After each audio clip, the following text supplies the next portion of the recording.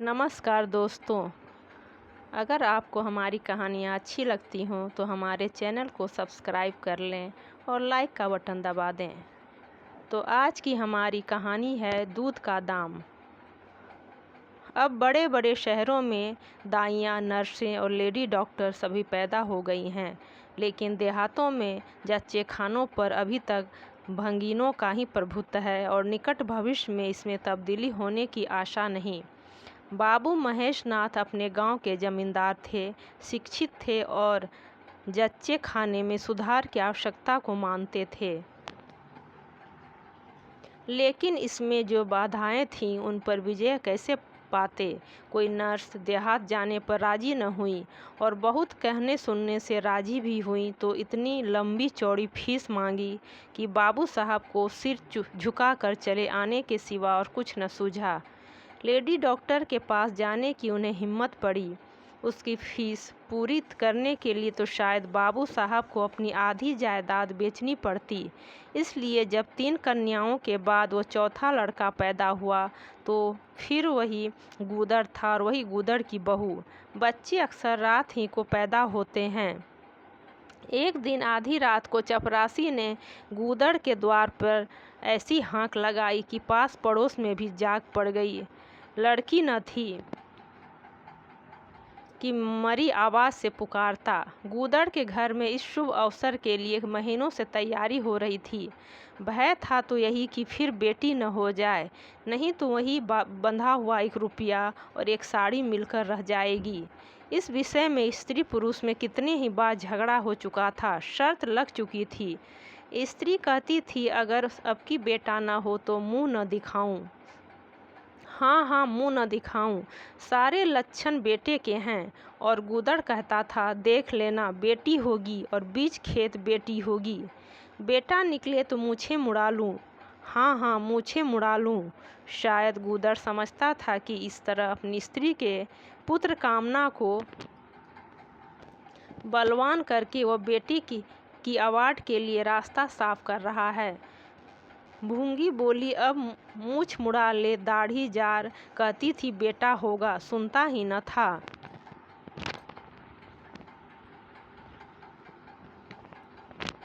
अपनी रट लगाए जाता था मैं आज तेरी मूछें मुड़ूंगी, खूंटी तक तो रखूंगी ही नहीं। गूदड़ ने कहा अच्छा मुड़ा लेना, भली मानस, मूछें क्या फिर न निकलेगी ही नहीं। तीसरे दिन देख लेना फिर ज्यों की त्यों हैं, मगर जो कुछ मिलेगा उसमें आधा रखा लूँगा, कह देता हूँ। भूंगी ने अंगूठा दिखाया और अपने 3 महीने के बालक को गूदड़ के सुपुर्द कर सिपाही के साथ चल खड़ी हुई।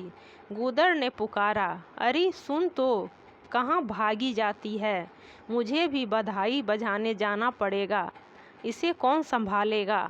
भूंगी ने दूर ही से कहा, इसे वहीं धरती पर सुला लेना, मैं आके दूध पिला जाऊंगी। महेश नाथ के यहाँ अब भूंगी की खूब खातिरदारियाँ होने लगीं। सवेरे हरीरा मिलता, दोपहर को पूरियाँ और हलवा, तीसरे पहर को फिर और रात को फिर, और गूदड़ को भी भरपूर परोसा मिलता था। भूंगी अपने बच्चे को दिन रात में 1-2 बार से ज़्यादा न पिला सकती थी। उसके लिए ऊपर के दूध का प्रबंध था। भूंगी का दूध बाबू साहब का भाग्यवान बालक पीता था और यह सिलसिला 12वें दिन भी न बंद हुआ। मालकिन मोटी ताजी देवी थी, पर अब की कुछ ऐसा संयोग था कि उन्हें दूध हुआ ही नहीं। तीनों लड़कियां ही बार इतने इफरात से दूध होता था कि लड़कियों को बदहजमी हो जाती थी। अब की बार 1 बूंद नहीं। भूंगी दाई भी थी और दूध पिलाई भी।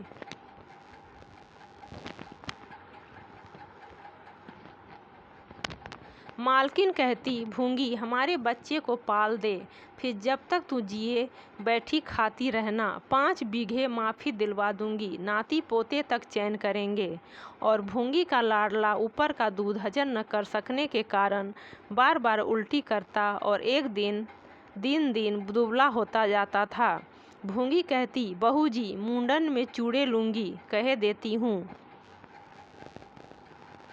बहू जी उत्तर देती, हाँ हाँ चूड़े लेना भाई, धमकाती क्यों है, चांदी के लेगी या सोने के।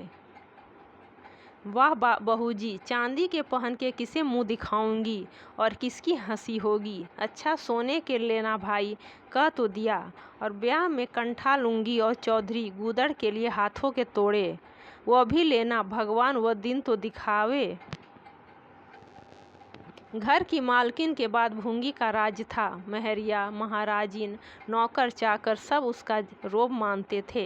यहाँ तक कि खुद बहू जी भी उससे दब जाती थी। एक बार तो उसने महेशनाथ को भी डांटा था, हंस कर टाल गए। बात चली थी भंगियों की। महेशनाथ ने कहा था, दुनिया में और चाहे जो कुछ भी हो जाए, भंगी भंगी ही रहेंगे, इन्हें आदमी बनाना कठिन है। इस पर भूंगी ने कहा था, मालिक भंगी तो बड़ों बड़ों को आदमी बनाते हैं, उन्हें कोई क्या आदमी बनाए। ये गुस्ताखी करके किसी दूसरे अवसर पर भला मूंगी के सिर के बाल बच सकते थे, लेकिन आज बाबू साहब उठाकर हंसे और बोले, भूंगी बात बड़े पते की कहती है। भूंगी का शासन काल साल भर से आगे न चल सका। देवताओं ने बालक के भंगिन का दूध पीने पर आपत्ति की। मोटे राम शास्त्री तो प्रायश्चित का प्रस्ताव कर बैठे। दूध तो छुड़ा दिया गया, लेकिन प्रायश्चित की बात हंसी में उड़ गई। महेशनाथ ने फटकार कर कहा, प्रायश्चित की खूब कही शास्त्री जी, कल तक तो उसी भंगिन का दूध पीकर पला, अब उससे छूत घुस गई। वाह रे आपका धर्म। शास्त्री जी सीखा फटकार कर बोले, यह सत्य है, वह कल तक भंगिन का रक्त पीकर पला, मांस खाकर पला, यह भी सत्य है, लेकिन कल की बात कल थी, आज की बात आज। जगन्नाथपुरी में छूत अछूत सब एक पंगत में खाते हैं, पर आज यहाँ तो नहीं खा सकते। बीमारी में तो हम भी कपड़े पहने खा लेते हैं, खिचड़ी तक खा लेते हैं बाबूजी, लेकिन अच्छे हो जाने पर तो नेम का पालन करना ही पड़ता है। आप धर्म की बात न्यारी है, तो इसका यह अर्थ है कि धर्म बदलता रहता है, कभी कुछ कभी कुछ। और क्या, राजा का धर्म अलग, प्रजा का धर्म अलग, अमीर का धर्म अलग, गरीब का अलग। राजे महाराजे जो चाहे खाएं, जिसके साथ चाहें खाएं, जिसके साथ चाहें शादी ब्याह करें, उनके लिए कोई बंधन नहीं। समर्थ पुरुष हैं, बंधन तो मध्य वालों के लिए हैं। प्रायश्चित को न हुआ, लेकिन भूंगी को गद्दी से उतरना पड़ा। हाँ, दान दक्षिणा इतनी मिली कि वो अकेले ले न जा सकी, और सोने के चूड़े भी मिले। एक की जगह दो नई सुंदर साड़ियाँ, मामूली नैनसुख की नहीं, जैसी लड़कियों की बार मिली थी।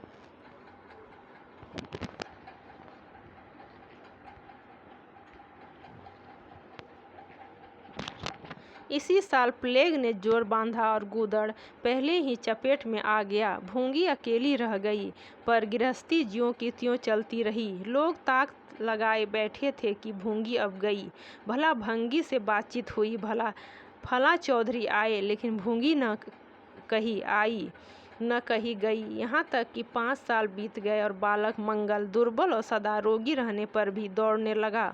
सुरेश के सामने पिद्दी सा लगता था। एक दिन भूंगी महेशनाथ के घर का परनाला साफ कर रही थी। महीनों से गलीच जमा हो रहा था, आंगन में पानी भरा रहने लगा था। परनाले में एक लंबा मोटा बांस डालकर जोर से हिला रही थी। पूरा दाहिना हाथ परनाले के अंदर था कि एकाएक उसने चिल्लाकर हाथ बाहर निकाल लिया, और उसी वक्त एक काला सांप परनाले से निकलकर भागा। लोगों ने दौड़कर उसे मार तो डाला, लेकिन भूंगी को न बचा सके। समझे पानी का सांप है, विषैला न होगा, इसलिए पहले कुछ गफलत की गई। जब विष देह में फैल गया और लहरें आने लगीं, तब पता चला कि वह पानी का सांप नहीं, गेहुवन था। मंगल अब अनाथ था, दिन भर महेश बाबू के द्वार पर मंडाया करता। घर में जूठन इतना बचता था कि ऐसे ऐसे 10 बालक पल सकते थे।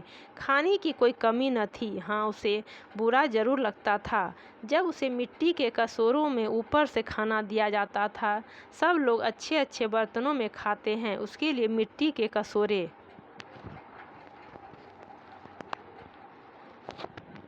यूँ उसे इस भेदभाव का बिल्कुल ज्ञान न होता था, लेकिन गांव के लड़के चिढ़ा चिढ़ा कर उसका अपमान करते रहते थे। कोई उसे अपने साथ खिलाता भी न था। यहाँ तक कि जिस टाट पर वो सोता था वो भी अछूत थी। मकान के सामने एक नीम का पेड़ था। इसी के नीचे मंगल का डेरा था। एक फटा सा टाट का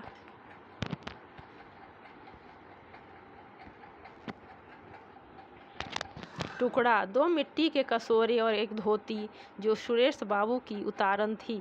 जाड़ा, गर्मी, बरसात, हर एक मौसम में वह जगह एक सी आरामदेह थी और भाग्य का बली मंगल झुलसती हुई लू, गलते हुए जाड़े और मूसलाधार वर्षा में भी जिंदा और पहले से कहीं स्वस्थ था। बस उसका कोई अपना था तो गांव को एक कुत्ता जो अपने सहवर्गियों के जुल्म से दुखी होकर मंगल की शरण आ पड़ा था। दोनों एक ही खाना खाते, एक ही टाट पर सोते, तबीयत भी दोनों की एक सी थी और दोनों एक दूसरे के स्वभाव को जान गए थे। कभी आपस में झगड़ा न होता।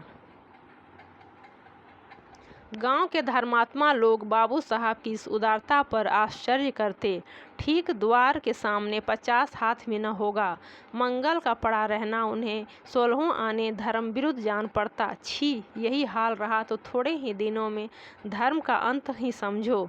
भंगी को भी भगवान ने ही रचना है, यह हम भी जानते हैं। उसके साथ हमें किसी तरह का अन्याय न करना चाहिए। यह किसे नहीं मालूम। भगवान का तो नाम ही पतित पावन है, लेकिन समाज की मर्यादा भी कोई वस्तु है। उस द्वार पर जाते हुए संकोच होता है।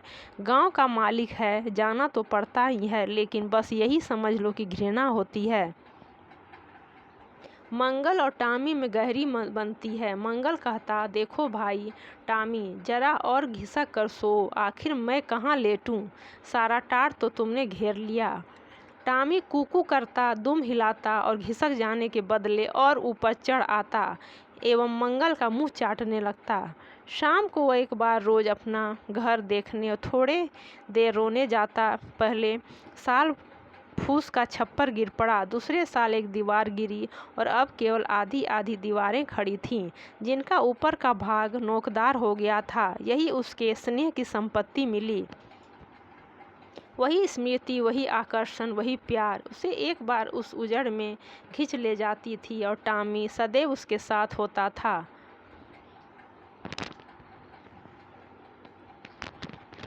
मंगल नोकदार दीवार पर बैठ जाता और जीवन के बीते और आने वाले स्वप्न देखने लगता और बार बार उछलकर उसकी गोद में बैठने की असफल चेष्टा करता।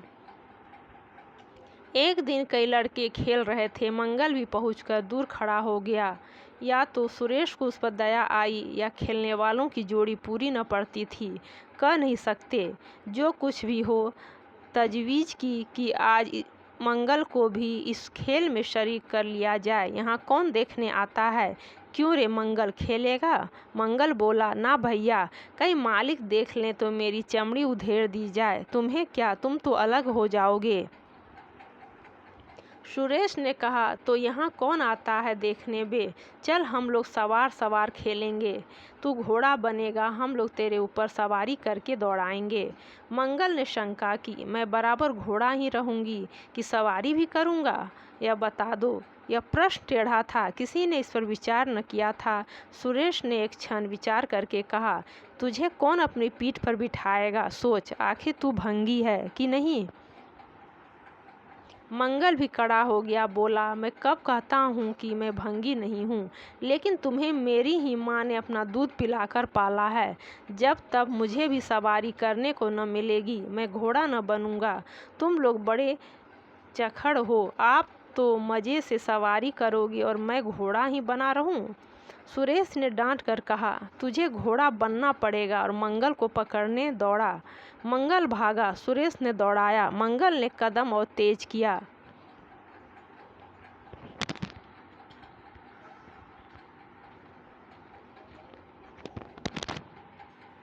सुरेश ने भी जोर लगाया, मगर वह बहुत खा खा कर थुलथुल हो गया था और दौड़ने में उसकी सांस फूलने लगी। आखिर उसने रुक कर कहा, आकर घोड़ा बनो मंगल, नहीं तो कभी पा जाऊंगा तो बुरी तरह पीटूंगा। तुम्हें भी घोड़ा बनना पड़ेगा। अच्छा, हम भी बन जाएंगे। तुम पीछे से निकल जाओगे, पहले तुम घोड़ा बन जाओ, मैं सवारी कर लूँ, फिर मैं बनूंगा। सुरेश ने सचमुच चकमा देना चाहा था। मंगल का यह मुतालबा सुनकर साथियों से बोला, देखते हो इसकी बदमाशी, भंगी है ना। तीनों ने मंगल को घेर लिया और ज़बरदस्ती घोड़ा बना दिया। सुरेश ने चटपट उसकी पीठ पर आसन जमा दिया और टिक टिक करके बोला, चल घोड़े चल। मंगल कुछ देर तर तो चला, लेकिन बोझ से उसकी कमर टूटी जाती थी। उसने धीरे से पीठ सिकुड़ी और सुरेश की रान के नीचे से सरक गया। सुरेश महोदय लद से गिर पड़े और भोंपू बजाने लगे। माँ ने सुना सुरेश कहीं रो रहा है। सुरेश कहीं रोए तो उनके तेज कानों में जरूर भनक पड़ जाती थी और उसका रोना भी बिल्कुल निराला होता था, जैसी छोटी लाइन के इंजन की आवाज़। महरी से बोली, देख तो सुरेश कहीं रो रहा है, पूछ तो किसने मारा है। इतने में सुरेश खुद आंख मलता हुआ आया। उसे जब रोने का अवसर मिलता था तो माँ के पास फरियाद लेकर जरूर आता था। माँ मिठाई या मेवे देकर आंसू पोंछ देती थी। आप थे तो 8 साल के, मगर थे बिल्कुल गावदी। हद से ज़्यादा प्यार ने उसकी बुद्धि के साथ वही किया जो हद से ज़्यादा भोजन ने उसकी देह के साथ। माँ ने पूछा, क्यों रोता है, किसने मारा। सुरेश ने रो कर कहा, मंगल ने छू दिया। माँ को विश्वास न आया। मंगल इतना निरीह थी कि उससे किसी तरह की शरारत की शंका न थी, लेकिन सुरेश कस्में खाने लगा तो विश्वास करना लाजिम हो गया। मंगल को बुलाकर डांटा, क्यों रे मंगल, अब तुझे बदमाशी सूझने लगी। मैंने तुझसे कहा था सुरेश को कभी मत छूना, याद है ना कि नहीं, बोल। मंगल ने दबी आवाज़ से कहा, याद क्यों नहीं है। तो फिर तूने उसे क्यों छुआ। मैंने नहीं छुआ। तूने नहीं छुआ तो रोता क्यों था। गिर पड़े, इससे रोने लगे। चोरी और सीना जोरी। देवी जी दांत पीस कर रह गईं। मारती तो उसी दम स्नान करना पड़ता, छड़ी तो हाथ में लेनी ही पड़ती और छूत का विद्युत प्रवाह इस छड़ी के रास्ते उनकी देह में व्यवस्थ हो जाता। इसलिए जहाँ तक गालियाँ दे सकीं दी और हुक्म दिया कि अभी अभी यहाँ से निकल जा। फिर जो इस द्वार पर तेरी सूरत नज़र आई तो खून ही पी जाऊंगी। मुफ्त को रोटियां खा खा कर शरारत सूझती है आदि।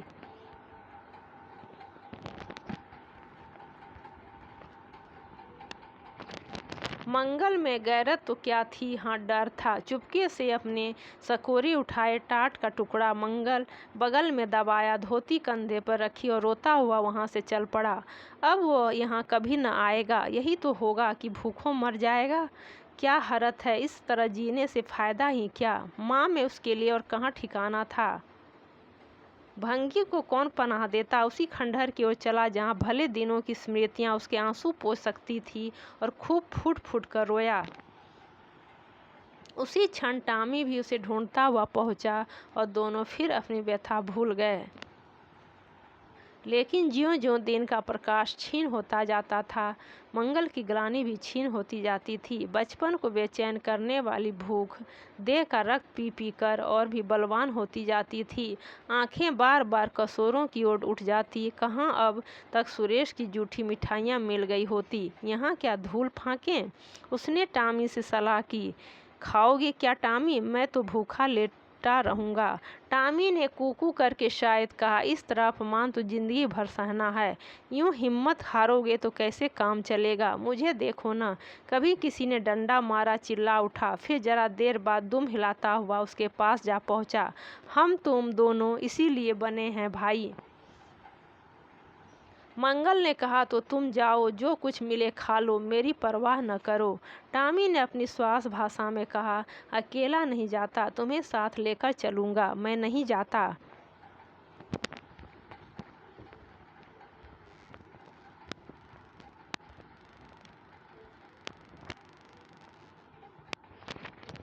तो मैं भी नहीं जाता। भूखों मर जाओगे तो क्या तुम जीते रहोगे। मेरा कौन बैठा है जो रोएगा। यहाँ भी वही हाल है भाई। कुंवर में जिस कुतिया से प्रेम किया था उसने बेवफाई की और अब कल्लू के साथ है। खैरियत यही हुई कि अपने बच्चे लेती गई, नहीं तो मेरी जान गाढ़े में पड़ जाती। 5-5 बच्चों को कौन पालता। एक क्षण के बाद भूख ने एक दूसरी युक्ति सोच निकाली। मालकिन हमें खोज रही होंगी क्या टॉमी? और क्या बाबूजी और सुरेश खा चुके होंगे? कहार ने उनकी थाली से जूठन निकाल लिया होगा और हमें पुकार रहा होगा। बाबूजी और सुरेश की थालियाँ भी घी खूब रहता है और वो मीठी मीठी चीज़, हाँ मलाई, सब का सब घूरे पर डाल दिया जाएगा। देखे हमें खोजने कोई आता है? खोजने कौन आएगा? क्या कोई पुरोहित हो? एक बार मंगल मंगल होगा और बस थाली परनाले में उड़ेल दी जाएगी। अच्छा तो चलो चलें, मगर मैं छिपा रहूँगा। अगर किसी ने मेरा नाम लेकर न पुकारा तो मैं लौट आऊँगा, यह समझ लो।